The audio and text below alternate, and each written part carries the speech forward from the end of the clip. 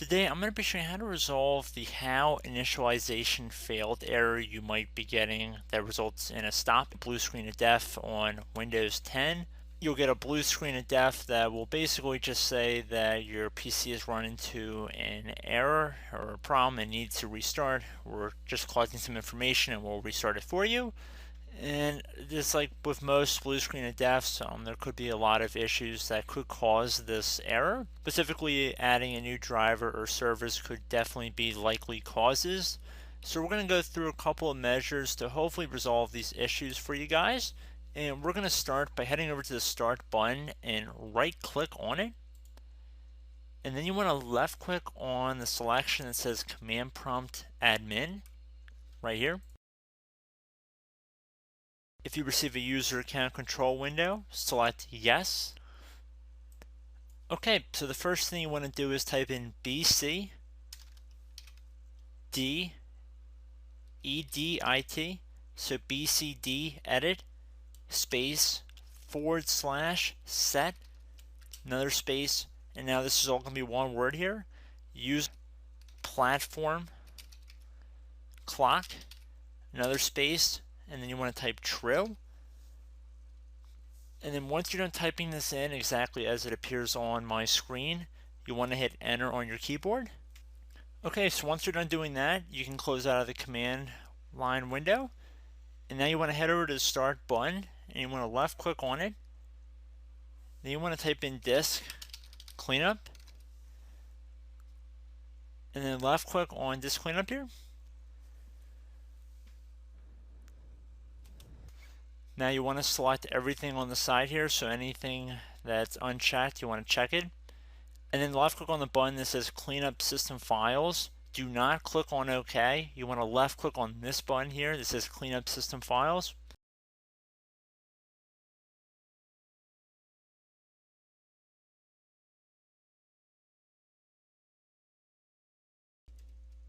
Okay, so again, select everything. Please note if you have any previous Windows installations, you do not have to uncheck that. Just keep that in mind, because then you would not be able to restore back to a previous version of Windows. And this only applies to people who upgraded to Windows 10 and did not come pre-installed with it. And then you want to left click on OK again. Make sure you want to permanently delete the files. Select delete files.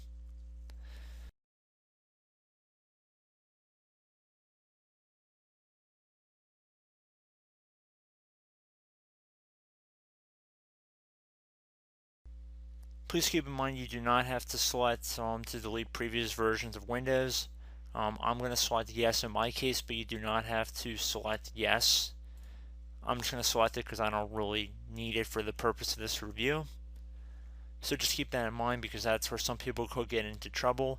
You do not have to, again, remove any files pertaining to your upgrade to Windows 10. So at this point we want to head over to our web browser. You can pick any web browser you want. I'm going to open up Google here, and I'm going to type in CCleaner.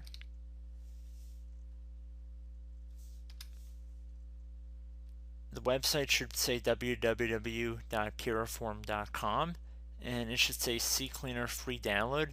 Make sure you're not downloading an advertisement, even though in this case it appears the advertisement is for the correct domain. I'm going to select the free download option right here, which really won't give us the free download right away, but it'll take us to the page to get the free download.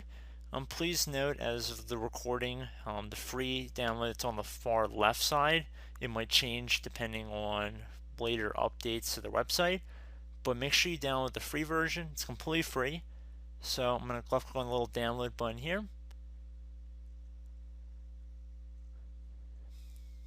So the download has started. If it doesn't start for you, you can left click on the Start the Download button right here. So once it's finished downloading, left click on Run. You receive a user account control window. Select yes.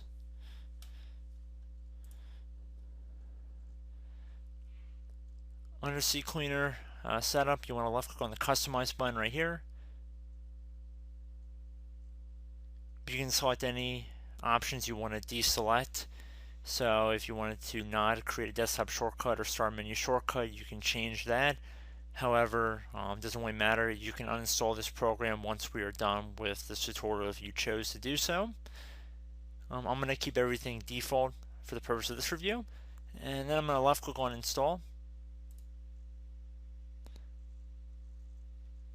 If you do not have Google Chrome installed, it might ask you if you want to install Google Chrome. It's not required to use this program, so you can unselect it in the previous window we were on.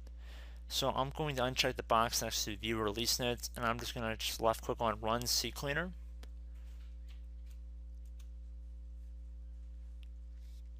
I'm going to left click on the registry button on the left side here.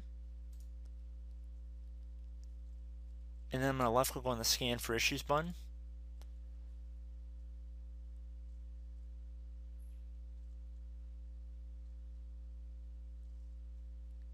And then I'm going to left click on fix selected issues. So do you want to back up changes to the registry? Select yes. Now I would recommend saving it to the desktop, or you can save it really anywhere, and you can call it whatever you want. If you want to give it a date, that'd be acceptable as well. Yeah, the date on this computer is just really off. If anybody was wondering, this is definitely not October 5th. Anyway, so once we left click on fix selected issues, we can left click on this button that will fix all selected issues so you don't have to go one at a time. So left click on this middle button here, and all the issues were fixed. And if for some reason we ever had an issue and we had to restore back the registry if something went wrong, if you double click on this file, it'll give you an option to restore the registry back. So let's say we left click on yes. We are not going to proceed with that, but just if you guys had an issue, you could left click on yes, and that would restore the registry back. And I do not believe you need CCleaner installed in order to do so. Another thing I would recommend doing is seeing if you have any Windows updates. So while I'm actually not going to run a full Windows update installation because that's going to take a while, I'm just going to show you guys where to get to it. So if you left click on the start button and then you left click on settings, on the settings window here you would navigate over to the update and security tile, and then you left click on check for updates. But since I'm not going to sit through all these updates, I'll leave that to you guys. If you guys are still having this error, do not fear. We have another thing we can check out, and that'll be to head back to the start menu, and we're going to type in Device Manager. And it should be listed directly above the control panel. So what we want to do is left click on that. And now specifically we're going to be going underneath the display adapters here, and we're going to left click on the little drop down next to that. Whatever display adapter is listed here, you want to right click on it and then left click on update driver software. And then how do you want to search for the driver software? I'd recommend searching automatically first, and if all else failed, you could download the driver software offline. I already believe I made a tutorial about how to update driver software, specifically how to update your display adapter, which is pretty much the same for any one of these devices that you might have on your computer. It's virtually the same process. So I'm not going to spend that much time on this part of the video.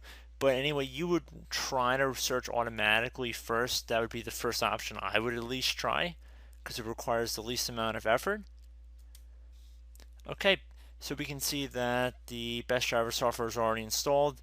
You might have an option to install a newer version of the driver. So just keep that in mind. Just go along with the prompts on the screen. And then again, I would recommend restarting your computer after you try every one of these methods. Doesn't really do any harm to do so. So now, if that failed, we have another thing we can try, and that would be to head over to the start menu, and we're actually going to right click on the start button, and then we're going to head up to command prompt admin. Select yes if you get a user account control window again, same as before. And now we're going to run a check disk scan.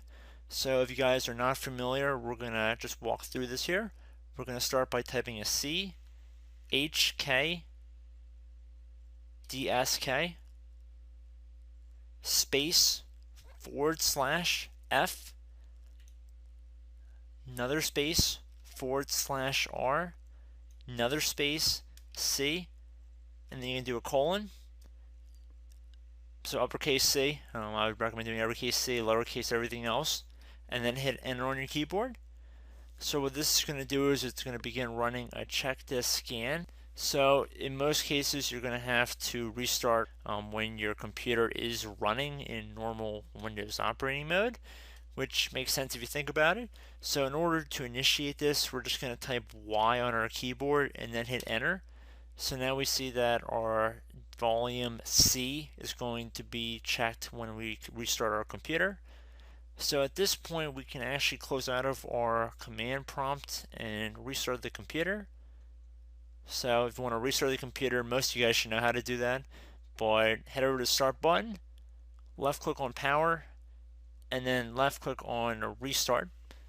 Please make sure you close out all your applications before you restart your computer here.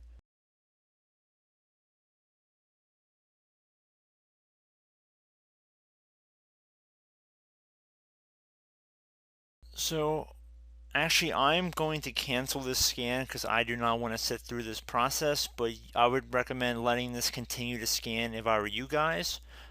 Just this process will take a while, and there's a couple more options I want to get through in order to resolve your guys' issues. But you guys get to just let that scan just keep running. I just canceled it. If any of you guys were wondering, I just tapped the key on my keyboard just to get around that. And I'm going to get back into Windows here, and I'm going to do one or two more suggestions that I could offer to you guys on how to resolve this issue. So rather than pausing the video, I think I'm just going to sit through this one with you guys, or let you guys sit through it with me. It's more appropriate. So I'm just going to log back into Windows here.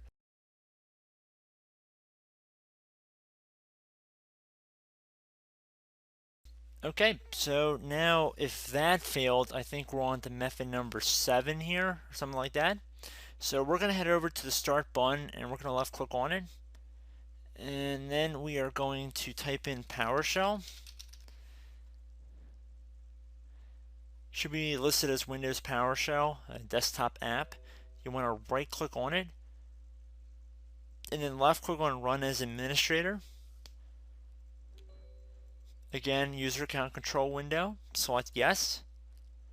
Now what we want to do is, once our PowerShell window is open, you want to type in SFC, all lowercase, space /scan now, and then hit enter on your keyboard. This will take a while because it's going to have to verify the phases of your system scan.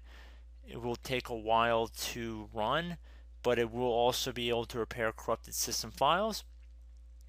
So like I said before, it's beginning the verification phase, and this will take quite a while to run. So keep that in mind. Let this scan run, and then I believe you'll be prompted to restart your computer. If that method fails, I would only suggest a couple more options at this point. If this method does not work, I would suggest running a Windows Memory Diagnostic Scan. Again, I have a tutorial on my channel about that as well. And if that failed, I would recommend not only trying to uninstall programs you might have recently installed on your computer that could be causing this. So if you just recently installed an application and now you're experiencing this error, I would suggest that there is some suspicion in there. So definitely consider that. And then as a last resort, I would recommend running a system restore, or perhaps just reinstalling Windows if it was that bad. Now, I'm not going to show all of this in this one video.